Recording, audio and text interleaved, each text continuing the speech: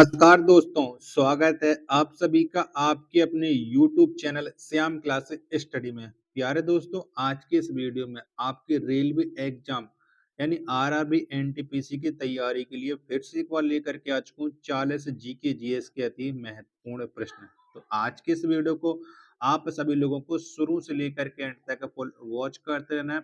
अगर आपको ये वीडियो पसंद आए तो एक बार आप लोग लाइक जरूर करना और चैनल को आप लोग जरूर सब्सक्राइब कर दिया करो। लाइक तो कर ही दिया करो, लाइक करने में आपका क्या जाता है। मेहनत करके इतनी वीडियो बनाता हूँ 15 से 20 मिनट की, जो आपके एग्जाम के लिए महत्वपूर्ण होती है। आप लोग तैयारी ही नहीं कर रहे हो, तैयारी नहीं करोगे सिलेक्शन जिंदगी भर नहीं होगा, ये बात आप लोग जान लीजिएगा। तो आज के इस वीडियो को शुरू करते हैं। तो पहला प्रश्न है आपके सामने कि परमाणु अप्रसार संधि कब लागू किया गया। तो कब लागू हुई थी? तो परमाणु अप्रसार संधि है ये 1970 में लागू हुई। एक का सी ऑप्शन राइट आंसर हो जाएगा। दूसरा प्रश्न है आपके सामने कि रक्त दाब का नियंत्रण कौन सी ग्रंथि करती है। तो कौन सी ग्रंथि के द्वारा ये रक्त दाब का नियंत्रण किया जाता है? तो ये करती है एड्रिनल ग्रंथि। दो का सी ऑप्शन राइट आंसर हो जाएगा। छठवां प्रश्न है आपके सामने क्लोरोफिल का खनिज घटक क्या है। तो बताओ कौन सा है। तो क्लोरोफिल का जो खनिज घटक है वो मैग्नीशियम है, यानी 3 का डी ऑप्शन राइट आंसर है हो जाएगा। चौथा प्रश्न आ जाता है आपके सामने खट्टे स्वाद के लिए जीभ का कौन सा भाग पता लगाता है। तो ये कौन सा भाग पता लगाता है? तो खट्टे स्वाद के लिए ये जीभ का पार्श्व भाग पता लगाता है। 4 का ए ऑप्शन राइट आंसर हो जाएगा। पांचवा प्रश्न आ जाता है कि विटामिन बी1 की कमी से कौन सा रोग होता है। तो बताओ कौन सा होता है। तो विटामिन बी1 की कमी से ये बेरी बेरी रोग होता है। 5 का सी ऑप्शन राइट आंसर हो जाएगा। छठवां प्रश्न आ जाता है आपके सामने कोर्स का द्वीप का संबंध किस व्यक्ति से है। तो बताओ कौन से व्यक्ति से। तो कोर्स का द्वीप का जो संबंध है वो नेपोलियन बोनापार्ट से है। 6 का डी ऑप्शन राइट आंसर है हो जाएगा। सातवां प्रश्न आ जाता है आपके सामने कि जेमिनी राय का संबंध किस क्षेत्र से है। तो बताओ जेमिनी राय वो कौन से क्षेत्र से संबंध रखती हैं। तो इनका संबंध वो चित्रकला से है। 7 का बी ऑप्शन एकदम इसका राइट आंसर है हो जाएगा।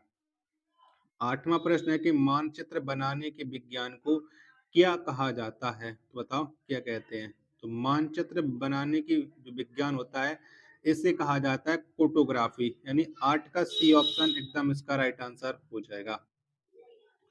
नौवां प्रश्न है आपके सामने कि एलोरा की गुफा का संबंध किस धर्म से है। तो कौन से धर्म से ये एलोरा की गुफाएं संबंधित है। इनका संबंध हिंदू जैन बौद्ध इन तीनों धर्मों से संबंधित है, यानी 9 का डी ऑप्शन उपयुक्त सभी राइट आंसर हो जाएगा।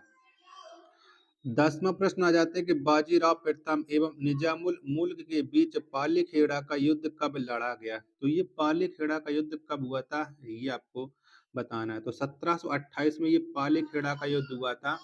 10 का जितने भी लोग सी ऑप्शन दे रहे हैं उन सबका राइट आंसर हो जाएगा। 11वां प्रश्न आ जाता है गौतम बुद्ध का संबंध किस क्षत्रिय वंश से था। तो गौतम बुद्ध कौन से क्षत्रिय वंश के थे ये आपको बताना है। फटाफट से आप लोग बताओ कि प्रश्न संख्या 11 का राइट आंसर क्या हो जाएगा। तो गौतम बुद्ध का जो संबंध है वो है शाक्य वंश से, यानी 11 का बी ऑप्शन करेक्ट आंसर हो जाएगा। 12वां प्रश्न आ जाता है कौन सी टेनिस खेल प्रतियोगिता घास के मैदान पर खेली जाती है। तो कौन सी प्रतियोगिता खेली जाती है। तो टेनिस की विंबलडन ओपन है, ये घास के मैदान पर खेली जाती है। 12 का डी ऑप्शन देने वाले सभी लोगों का राइट आंसर है हो जाएगा। 13वां प्रश्न आ जाता है कि लोकटक झील भारत के किस राज्य में है। तो कौन से राज्य में ये लोकटक झील है। 13 का आंसर आपको देना है। तो कौन से राज्य पड़ते हैं। तो जो लोकटक झील है ये है मणिपुर राज्य में। 13 का ए ऑप्शन राइट आंसर हो जाएगा। प्रश्न संख्या 14 आपके सामने कादम्बरी नाटक के लेखक हैं। तो बताओ कौन है। तो कादम्बरी नाटक इसके जो लेखक हैं वो है बाण भट्ट। 14 का सी ऑप्शन राइट आंसर हो जाएगा। 15वां प्रश्न आ जाता है कि भिलाई इस्पात संयंत्र का निर्माण किसकी सहायता से की गई। बताओ किस कौन से देश के सहयोग से ये भिलाई इस्पात संयंत्र का निर्माण हुआ है। वीडियो को आप लोग लाइक कर दीजिएगा और चैनल को अभी तक आप लोगों ने सब्सक्राइब नहीं कर रखा होगा तो चैनल को आप लोग जरूर सब्सक्राइब कर लीजिएगा। प्रश्न संख्या 15 के 4 ऑप्शन आपकी स्क्रीन पर शो गए। तो भिलाई इस्पात संयंत्र है ये सोवियत संघ के साथ इसका निर्माण हुआ था, सोवियत संघ के सहयोग से हुआ था। 15 का डी ऑप्शन राइट आंसर हो जाएगा। 16वां प्रश्न है कि श्वेत कोयला किसे कहा जाता है? तो बताओ किसे कहते हैं? तो श्वेत कोयला के नाम से ये जल विद्युत को जाना जाता है। 16 का बी ऑप्शन राइट आंसर हो जाएगा। प्रश्न संख्या 17 है आपके सामने कि उच्चतम न्यायालय कितने प्रकार के रिट जारी करता है? बताओ कितने प्रकार करता है? तो जो उच्चतम न्यायालय है ये 5 प्रकार की रिट जारी करता है। 17 का डी ऑप्शन राइट आंसर हो जाएगा। 18वां प्रश्न है आपके सामने कि अंतर्राष्ट्रीय पुनर्निर्माण तथा विकास बैंक का दूसरा नाम क्या है? बताओ क्या है? तो इसका जो दूसरा नाम है वो है विश्व बैंक, यानी 18 का बी ऑप्शन करेक्ट आंसर हो जाएगा। 19वां प्रश्न आ जाता है कि वृद्धि के हिंदू दर के प्रतिपादक कौन है? बताओ कौन से हैं? तो वृद्धि के हिंदू दर के जो प्रतिपादक हैं वो बताना है। तो इसके जो प्रतिपादक हैं राजकृष्ण है, यानी 19 का ए ऑप्शन राइट आंसर हो जाएगा। 20वां प्रश्न आ जाता है कि संपत्ति का मौलिक अधिकार किस संविधान संशोधन के द्वारा समाप्त कर दिया गया? तो ये कौन सा संविधान संशोधन तहत समाप्त हुआ था? तो ये किया गया था 44वां संविधान संशोधन तहत। 20 का सी ऑप्शन राइट आंसर हो जाएगा।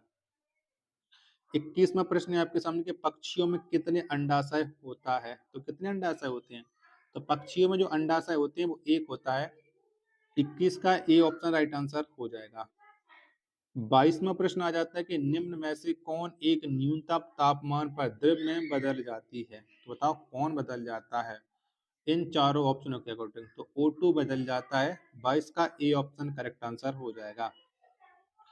23वां प्रश्न है आपके सामने कि नाभिकीय रिएक्टरों में किसका प्रयोग विमंदक के रूप में किया जाता है? बताओ किसका प्रयोग होता है? तो नाभिकीय रिएक्टर में ग्रेफाइट का जो प्रयोग है वो विमंदक के रूप में होता है। 23 का सी ऑप्शन एकदम इसका राइट आंसर हो जाएगा। 24वां प्रश्न आ जाता है कि दिल्ली सल्तनत के संस्थापक कौन थे? तो बताओ कौन थे? तो दिल्ली सल्तनत के जो संस्थापक थे वो थे तुर्क। 24 का बी ऑप्शन करेक्ट आंसर हो जाएगा। 25वां प्रश्न है कि एक वयस्क पुरुष में आरबीसी की सामान्य संख्या कितनी होती है? तो बताओ कितनी होती है? तो जो एक वयस्क पुरुष होता है इसमें आरबीसी की जो सामान्य संख्या है वो 5 मिलियन होती है, यानी 25 का सी ऑप्शन देने वाले सभी लोगों का राइट आंसर हो जाएगा। 26वां प्रश्न आ जाता है कोलकाता, मुंबई एवं मद्रास उच्च न्यायालय की स्थापना कब की गई? तो बताओ कब हुई थी? तो इन तीनों उच्च न्यायालय की जो स्थापना है वो हुई थी 1862 में। 26 का डी ऑप्शन देने वाले सभी लोगों का करेक्ट आंसर हो जाएगा। 27वां प्रश्न आ जाता है कि सर्वप्रथम किस आंदोलन का प्रारंभ हुआ?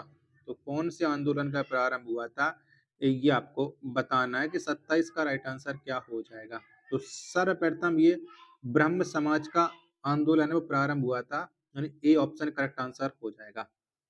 28वां प्रश्न है कि किस विटामिन की कमी के कारण मनुष्य में प्रजनन क्षमता में कमी आती है? वो ऐसा कौन सा विटामिन है जिससे प्रजनन क्षमता में कमी आ जाती है ये आपको बताना है। तो चारों ऑप्शन आपकी स्क्रीन पर है शो रहे हैं। तो वो विटामिन है ई, यानी बी ऑप्शन राइट आंसर हो जाएगा। 29वां प्रश्न है आपके सामने कि बलतोड़ा हिमनद हिमालय के किस श्रेणी में स्थित है? तो ये कौन से श्रेणी में? 29 का आंसर आपको बताना है। तो ये हिमालय के काराकोरम श्रेणी में है।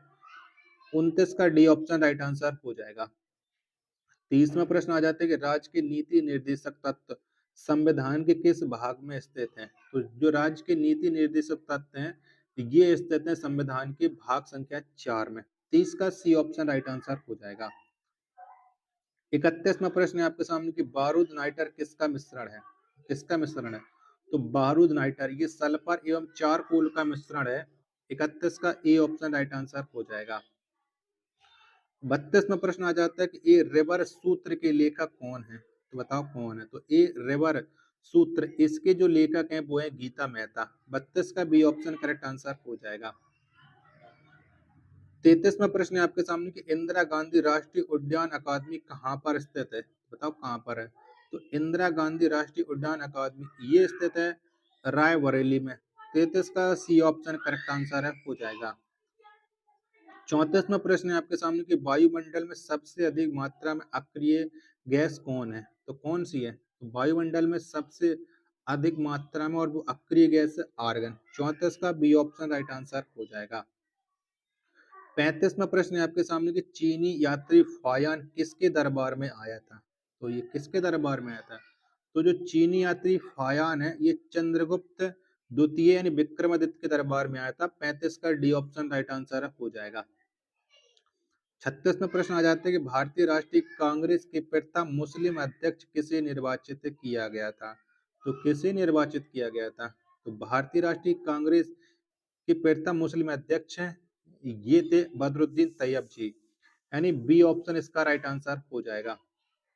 37वां प्रश्न है आपके सामने, भारतीय संविधान के किस अनुच्छेद में अस्पृश्यता का अंत किया गया? तो ये कौन से अनुच्छेद में किया गया है? 37 का आंसर आपको देना है। तो ये किया गया अनुच्छेद 17 में। 37 का बी ऑप्शन करेक्ट आंसर है, हो जाएगा। 38वां प्रश्न आ जाता है कि भारतीय जनगणना का महाविभाजक काल किस जनगणना को कहा जाता है? तो ये कौन सी जनगणना कहते हैं? तो ये कहते हैं 1921 की को। 38 का ए ऑप्शन राइट आंसर हो जाएगा।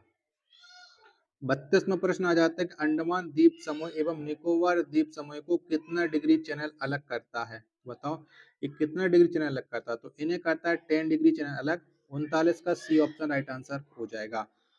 तो आशा करता हूँ आपको ये वीडियो पसंद आई होगी। तो वीडियो को आप एक बार लाइक करें। चैनल को अभी तक आप लोगों ने सब्सक्राइब नहीं कर रखा होगा तो चैनल को आप लोग जरूर सब्सक्राइब कर लीजिएगा। तो फिर मिलते हैं अपने एक और नेक्स्ट वीडियो के साथ। तब तक के लिए धन्यवाद।